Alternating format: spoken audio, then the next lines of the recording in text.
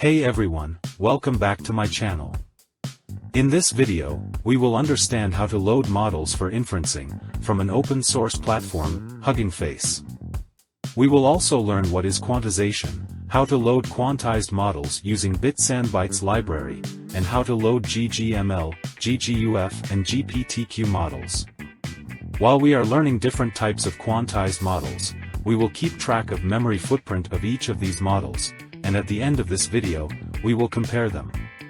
Let's get started. We are going to use Google Colab for this demonstration. Here, we can get a single GPU instance for free, up to 12 hours. Later, in this video, I will show you how to load quantized models without GPU. Let's connect to the GPU and check the configuration. In Pro version of Colab, we will get 51 GB system RAM, 15 GB GPU RAM, and 166 GB of disk space. Without Pro, you will get 12.7 GB system RAM, 15 GB GPU RAM, and 78 GB disk space. We will keep an eye on the resource consumption as we proceed to load the models.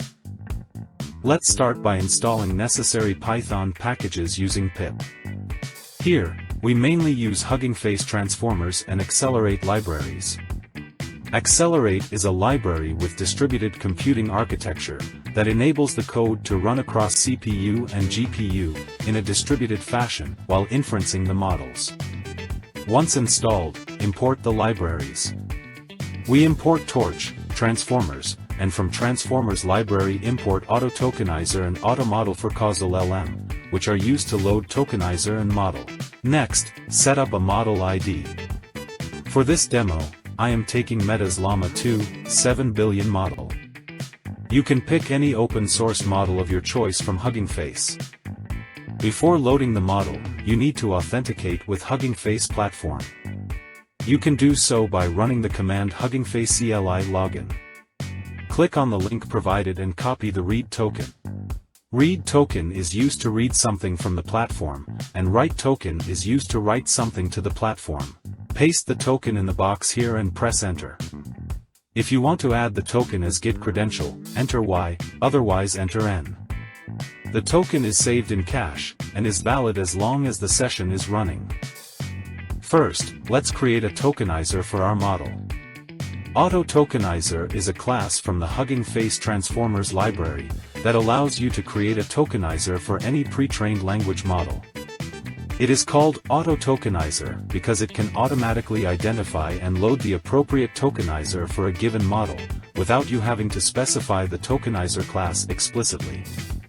.from_pretrained is a method that initializes the tokenizer with the given model. This method loads the tokenizer associated with the specified model, allowing you to tokenize the text according to that model's specifications. The tokenizer is downloaded and ready to use. In order to load the model and evaluate it, we need to set up a text generation pipeline using the Huggingface transformers library. Transformers.pipeline is a function provided by the Huggingface transformers library for creating pipelines for various natural language processing tasks, such as text generation, text classification, and named entity recognition. The first argument is the task you want the pipeline to perform, which is text generation. The second argument is model, which performs the specified task. The pipeline will use this model to generate text, based on the input provided. It will take few minutes to load the model. The model is loaded and it has consumed close to 30 GB of system memory, and GPU is not being utilized.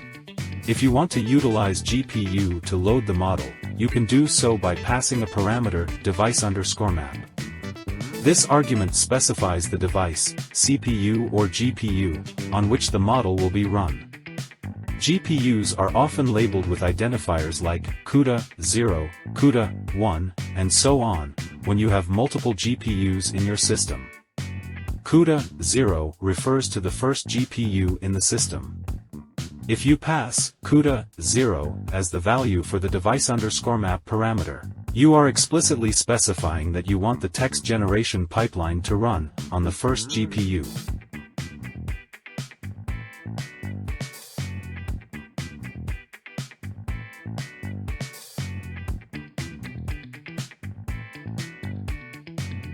We got out of memory error because to load this model there should be at least 30 gigabytes of memory needed, but the GPU has only 15 gigabytes of memory. If we pass auto as parameter value, this means that the library will automatically choose the available device and loads the model. This is a convenient way to ensure that the pipeline runs on the best available hardware. Let's restart the kernel to clear the memory and then try to load the model again.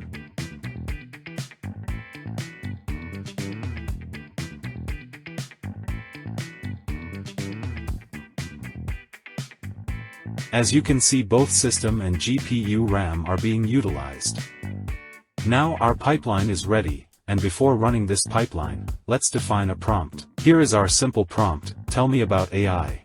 Let's call the transformers pipeline object to generate sequences based on the provided input. The parameters end of sequence token and max_length are few parameters among others. The end of sequence token is used to indicate the end of a generated sequence.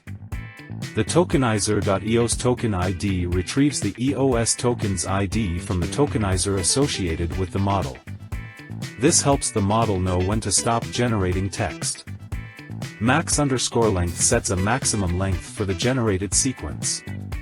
In this case, it limits the generated text to a maximum of 200 tokens.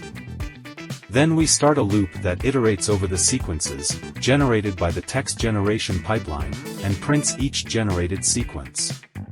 By default, the pipeline returns a single output of max length provided. However, we can set the number_return_sequences parameter to output as many sequences as we want. In general, inferencing from a large language model is slow. This is the text generated by the model. Overall, it consumed more than 30 gigabytes of system and GPU RAM. If you don't have Pro version of Colab, you can try to load a smaller model. That's it for this video. I hope you enjoyed this video.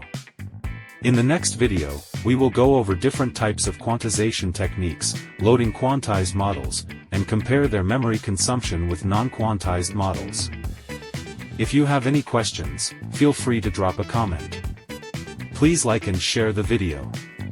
And if you haven't already, please subscribe to get updates on more tech insights. Stay tuned, and keep exploring.